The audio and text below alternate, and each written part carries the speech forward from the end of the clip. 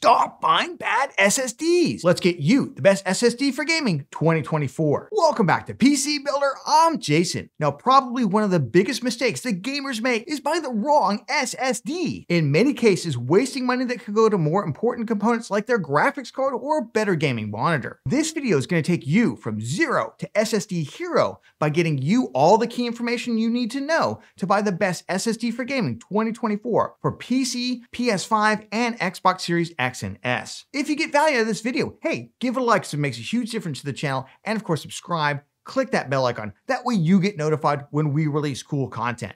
With that, let's jump into it. This video is sponsored by VIP SCD Key. Say goodbye to crazy expensive Windows licenses and that terrible Activate Windows watermark. Right now, use the links in the video description, head over to VIP SCD Key and get a Windows 10 or 11 OEM license for a great price. Pick your product license, then use the PC Builder discount code PC25 for an additional 25% off. Go to the activation settings on your PC, put in the code, and boom! Windows is fully licensed for a crazy low price. And Windows 10 can be upgraded for free to Windows 11. And they have Microsoft Office licenses too. Use the links in the video description. In 2024, there are 3 mainstream storage options for PC. Their traditional hard drive, which uses a spinning disk, and it's generally obsolete outside of specific uses like in a network-attached storage device. Then we have the SATA SSD, which primarily comes in a 2.5-inch form factor with a cable, but it can be found in an M.2 form factor that plugs into your motherboard's M.2 slot. That brings us to the real best gaming SSD in 2024, the M.2 NVMe SSD drive that 99% of you actually want to get, as it's way faster than a SATA SSD or hard drive, and it's priced almost the same or sometimes even better than SATA SSDs. Pricing on NVMe SSDs is a fraction of what it was just a couple years ago, though it has been rising up from its historic lows in 2023, and it's set to rise a little bit further in 2024. Now, consoles like the PS5, Xbox Series X, and Xbox Series S will only use NVMe drives, and they have very specific requirements, which I'm going to link down in the video description. And I'll have separate recommendations for them as well at the end of the video. In particular, the Xbox Series X and S use a proprietary expansion card design, like this Western Digital Black C60, while the PS5 requires the M.2 NVMe drive to have its own built-in heatsink. So check out our recommendations later in the video to get the right one. NVMe SSDs come in different physical sizes, speeds, and storage volumes. So which one should you get?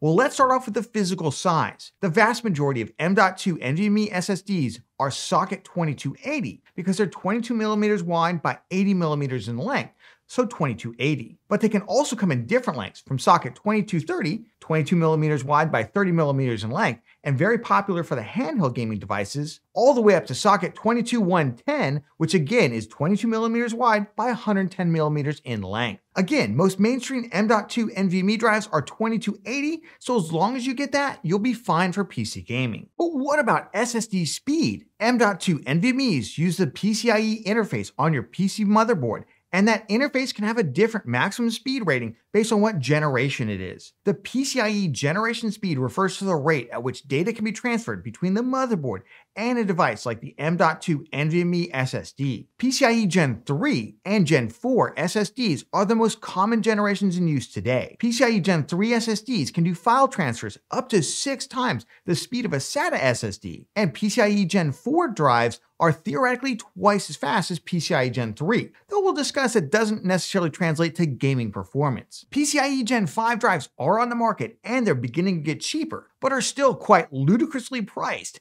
typically require a robust cooling heatsink, and in theory have speeds double that of PCIe Gen 4 drives. Note that while PCIe is backwards compatible, so a PCIe Gen 3 drive will work in a PCIe Gen 5 motherboard slot, and a PCIe Gen 5 drive would work in a PCIe Gen 3 motherboard slot, they will only run at the lowest rated speed. So in both those examples, we'd be limited to PCIe Gen 3 speed. In order to get the full rated speed from a faster drive like PCIe Gen 4 or Gen 5, both your motherboard's M.2 NVMe socket needs to support it, and so does your CPU. Note that different M.2 sockets on your motherboard might be rated for different PCIe speeds, and on some Intel 600 and 700 series motherboards using the M.2 NVMe slot rated for PCIe Gen 5, they can reduce your GPU bandwidth. so double check your CPU and your motherboard specs. We cover PCIe speed in more detail for Intel 12th, 13th, and 14th Gen CPUs, as well as Ryzen 5000 and 7000 series CPUs in our best motherboard series, so check out those videos for more information. Today, there are two types of NVMe SSDs that are most common, based on how much data they can store per unit of memory. Triple level cell or TLC drives can store 3 bits of data per cell, while the cheaper but slightly slower quad level cell or QLC drives write 4 bits of data per cell. Both these drive types do slow down as the drives fill up, with QLC drives slowing down a bit more than TLC drives. If you're mostly gaming, then you can expect both TLC and QLC drives to last long past their warranty periods, possibly up to 10 years or even longer under that use case scenario. For gaming and everyday usage, there really isn't any important differences between the two. SSDs use a system called cache, where they take the information that needs to be written directly to the drive and they temporarily store it on a limited size but much faster temporary memory. That allows you to speed up the writing process as long as the file size does not exceed the size of the cache. Now, the slowest of these processes is called host memory buffer, or HMB, where the drive borrows a little bit of your system memory, your RAM, for this process. Then we have drives that have cache located on the drive itself using a single level cell storage, called SLC cache for short. The fastest writing drives use an onboard DRAM cache, where the drive has its own version of high-speed RAM, just like your PC. Note these caches only come into play when we're writing to the drive, not when we're reading from it, so it doesn't typically impact gaming at all. And when we try to write very large files that exceed the size of the cache, the drive will slow down. For most users, a modern HMB or SLC cache drive will be absolutely fine, but if you do a lot of writes in a professional workflow, you'll probably want to buy a drive with a DRAM cache. One common question is whether or not your M.2 NVMe drive needs a heatsink. Well, it depends on the drive itself, so check the manufacturer recommendations. For PC, generally most PCIe Gen 3 and a lot of Gen 4 drives operate just fine without heatsinks. The controller chip is where a lot of the heat comes from. Meanwhile, the actual NAND storage wants to be warmer to operate better. So a lot of NVMe drives use a special type of sticker to redistribute the heat away from the controller and to the actual NAND chips. So don't remove it. You can buy versions of many drives with a built-in heatsink already attached. These are mainly for the PS5, which does require a built-in heatsink. They do work in a PC, but removing the built-in heatsink, it might void the warranty. So I recommend getting a non-heatsink drive for the PC. Many PC motherboards have their own heatsinks, and some of them won't play nice with one built into the drive. If using the motherboard heatsink, remember to remove the plastic film cover from the heat pads. And note, more expensive motherboards will also have heat pads both below the drive as well as on the heatsink itself. You can buy an aftermarket M.2 NVMe heatsink, including ones with ARGB on them, and I'll leave some link down in the video description. Cooling PCIe Gen 5 NVMEs can be quite a task, and many have huge heat sinks and even built-in fans. So how much storage do you need? Well, SSDs come as small as 120 or 256 gigabytes, given that today's AAA titles now regularly require up to 100 gigabytes and beyond. I strongly recommend a minimum of 500 gigabytes for your PC boot drive for ultra budget builds, and for anything mid-range or higher, at least 1 terabyte, if not 2, especially given how cheap storage has become. Drives as large as 4 terabytes are now widely available, and drives with up to 8 terabytes are on the market, though they're currently a little pricey. For productivity builds, and especially if you do things like video editing, I recommend a minimum of 1 terabyte and get more if you can. And if you're running a higher level professional production process, you may want to get multiple drives, one for the system boot, one for your video editing scratch drive, and one for longer term video storage. But for most regular gamers and home users, one large drive is absolutely fine if it saves you money, especially now that some 4 terabyte NVMe drives are cheaper on a per terabyte basis than the 1 and even 2 terabyte models. One quick note on drive cloning. If you're cloning a SATA drive to an NVMe drive, or the other way around, you may encounter some issues. Well, I would recommend a fresh Windows install if upgrading to an NVMe drive.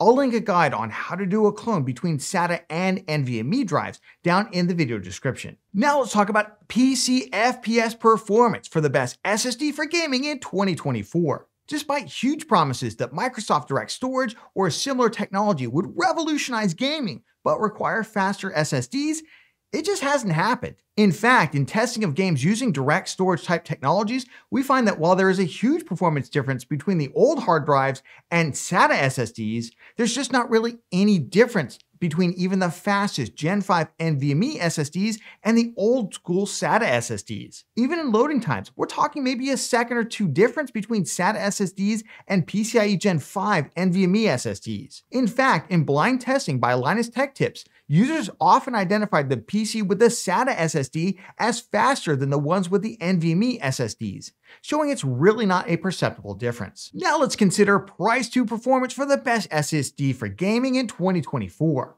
While prices for PCIe Gen 3 and Gen 4 NVMe drives, they aren't as ridiculously cheap as they were during the 2023 SSD market crash, they are still historically cheap compared to prices from just a couple years ago. You can pick up a budget 500GB NVMe SSD like the Silicon Power A60 for as little as $36, with a small discount jumping up to 1TB for $60 and a further small discount jumping up to 2TB for $110. 4TB drives for models that offer this size can often be the best price to performance NVMe SSDs in 2024, so if you need that much storage, consider one of those. But that brings us to the PCIe Gen 5 NVMe drives, which while pricing, it's getting better, they still have horrible price to performance because they give you the same gaming experience as the cheaper drives. At the time of filming, the cheapest 1TB PCIe Gen 5 SSD, it's about $150. Again, that's just 1TB of space, with 2TB models starting around $250, the same price as 4TB Gen 3 and even Gen 4 NVMe SSDs. So my recommendation, forgo the expensive drives on your next PC build and instead use that money to buy a faster graphics card, buy more storage, buy better RAM, a better gaming monitor, or literally anything else that has value to you. Now let's jump into some specific product recommendations. Everything's going to be linked down in the video description, so check those out for current pricing and availability in your region. And I'm going to check them regularly. If something goes out of stock, I'm going to replace it with a similar product. Best gaming SSD recommendations for those of you who don't have a motherboard with either a free M.2 slot or maybe you don't have any M.2 slots, you're just not ready to upgrade the overall platform. You just feel like you need a little bit more storage. You got a couple of options here. The first is buying a relatively cheap SATA SSD without DRAM with an SLC cache. And my recommendation here, pretty simple, Team Group T-Force Vulcan Z. Now there's two of these. There's a TLC, a triple level cell one, and a QLC one. They're the same price, get the TLC one, but there's really not that much of a difference between the two. $54 for 1TB, not a bad price. If you do want to get something with DRAM on it, for some reason, Crucial MX500 continues to be my recommendation. You will kind of pay through the nose for it though, $87. You can actually find cheaper M.2 NVMEs out there with a little bit of DRAM for about this price, and they're going to be faster. So this is only for those of you in a super niche use case. Finally, if you have an open PCIe slot on your motherboard and you can insert an add-in card like this, you can actually add an M.2 NVMe slot to your PC. This is only going to set you back $10. Now, use the one linked down in the video description. There's a number of these that don't have enough lanes. You want one with at least 4 lanes per M.2. So you can see this is PCIe Gen 3 by 4. So this has 4 lanes on it. This is good to go. This is $10. If this had 2 M.2s on it, I'd want to see a by 8 connector, so on and so forth. You get the idea of it. Remember, of course, these connectors, even the by 4 ones like this, will fit in the larger slots if that's all you have available. Before we jump into M.2 NVMe recommendations, let's quickly go through what if you want to add a little bit of bling to your PC. You can pick up a heatsink like this. It has ARGB on it, can be controlled on the motherboard in a lot of cases. I'll leave several of these linked down in the video description, anywhere from about $11 to $20 or so, just to add a little bit of bling. Let's jump into the best budget gaming SSD in 2024. Look, I know there's a ton of them out there. I'm going to give you my 3 top picks. I believe you should be able to find at least one of those in your market, even if you're outside of the US. That's why I'm going to give you 3 of these. The first is the Silicon Power A60. This is a great drive. It's TLC. It has a host memory buffer process to it, and we put these on a lot of budget gaming PCs. 2 thumbs up on these drives. This is really all you need, especially if you're at the budget level or even in the mid-range. You don't want to overspend on your SSD. $60 for 1TB is a pretty insane value. I also really like the Team Group MP33 out there, especially now that the Team Group MP34 has gone off the market for some reason. The MP33 is a great drive. This uses an SLC cache instead of a host memory buffer process on it. So if this is more to your liking, go with this. It's just a couple bucks more typically than the Silicon Power A60. Similar overall performance, and often can find this in other markets. Finally, we got the Western Digital SN580. Now this one recently launched as PCIe Gen 4, good drive, and has higher performance in those sequential rewrites than those Gen 3 drives. But again, that's not typical gaming performance out there. So you are going to pay a little bit of a price premium. In other markets out there, especially ones that are tougher, you can often find the older version of this, the SN570, a little bit slower, but again, great for gaming. Another good option out there. All right, for those of you who want to spend a little extra money and get a DRAM cache on your drive, I think this is probably the one area of performance where you will see, not in gaming, but maybe in some day-to-day use, maybe a couple large file transfers that you do every so often, you will see a slight bump up, and that is kind of nice. So let's punch through these really quickly. If you don't have a lot of money to spend, I'd go with something like a Clev Crash C910. Now, most of these are going to be PCIe Gen 4 drives. They're mostly phasing out the Gen 3 drives that have been super cheap with DRAM on them in favor of the Gen 4 ones out there that they charge more money for. Wonder why they do that. $65 though is why this is on my list. I can only find a 1 terabyte version of it. Again, a lot of these cheaper drives are being phased out in favor of more expensive ones right now, so pick this one up if you can. Another great drive out there is the Team Group T-Force Cardea A440. This is the graphene version. Now, I will say, you say, Jason, I thought we weren't supposed to get for PC one with the heatsink on it if we already have a heatsink. It's okay. This one is actually designed for you to choose between either using the heatsink or you can take the heatsink off. It just pops off. Super nice on this. $79, again, Gen 4. It's got DRAM on it. It's a good performer. The 2 terabyte version right now, it's a little more expensive, and they also have a different product page. You don't know why they did that. $143, but I do expect this price to get a little bit better. Let me give you some other models out there that you might want to look for. Not as good performers, but kind of in there and still with that DRAM cache. 2 drives that are just absolutely identical down to the controller. HP FX 900 Pro and the Acer Predator GM7000. You can find these in 500, 1 terabyte, 2 terabyte, and even 4 terabyte models, pretty reasonably priced. And they have a pretty wide, especially HP, has a pretty wide global reach out there. So take a look at those. One great value if you can snap it up, and I expected this to kind of vanish, but it hasn't vanished yet, is the Team Group MP34 4 terabyte for only $225. Do the math on that. It's like what, like $55, $56 per terabyte. That is an insane value. Now, this is a Gen 3 drive. These drives are being phased out, but it's got DRAM on it, so it's still very snappy, even though it doesn't have the higher kind of sequential throughput on it. Still going to be super fast for anything you're doing. And 4 terabytes, that's a great price. Of course, I just want to throw in here, what about the Western Digital Black SN850X? It's a great performer. Same with the Samsung 980 Pro, but why am I not necessarily recommending these drives? Well, the Western Digital 850X right now, it seems to be out of stock, but I'll leave it linked down in the video description. It's probably one of the fastest performers out there in terms of good value.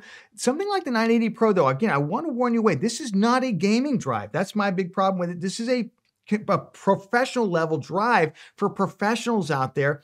For gamers, you are wasting your money. You're spending $113 per terabyte. That's insane. Now look, if these drives go on sale, snap them up, and I'll leave links down there so you can check out the prices right now. Otherwise, just get something a little bit cheaper that's still a high performer. Let's jump to the best SSD for PS5. So this is the best NVMe SSD for PS5. The requirements for the PS5, basically almost any Gen 4 drive, with a DRAM cache and a heatsink is what you're looking for here. I'm going to give you 3 different options here. There's a ton of them out there though, but don't spend a ton of money because the faster ones don't really help that much. Let's start off with the Silicon Power 1 terabyte. Now this is the XS70. This is a Gen 4 drive. It's got DRAM on it. It's a great drive. It's also a great drive for PC. You just can't take the heatsink off of it. 1 terabyte comes in at $79. 2 terabytes a little pricey right now. It's closer to $150. So if you want to go 2 terabyte, I might go with somebody else. Another great one to take a look at, 1 terabyte model only, is the Clev Crash C930. 1 terabyte,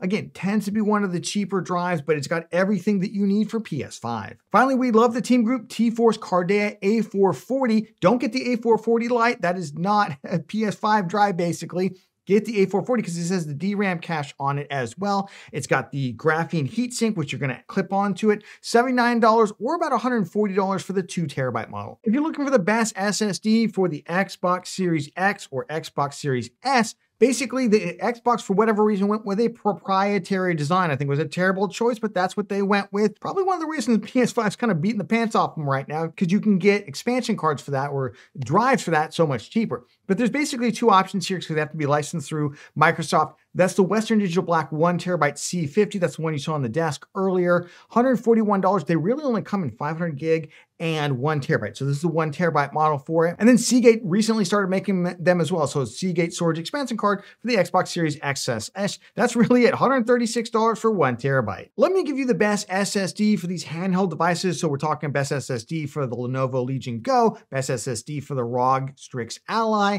and the best SSD for the Steam Deck, possibly even the Claw if anyone's buying it out there. Now, here's the thing. 1 terabyte versions of these smaller form factors, so these are 2230 M.2s, are much cheaper than the 2 terabyte versions, except for one deal I have here, and I'll show you in just a moment. But basically, they're all kind of interchangeable. Don't overspend on the speed. It will not help the handheld device. Let's start off Silicon Power UD90. Great value, $76.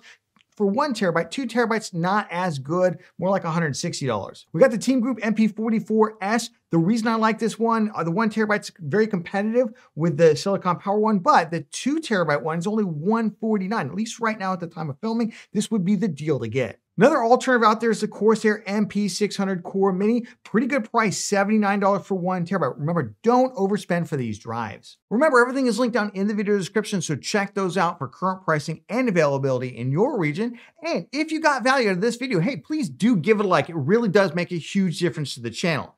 And of course, subscribe and click that bell icon if you're interested in cool PC content. And we'll catch you on the next one.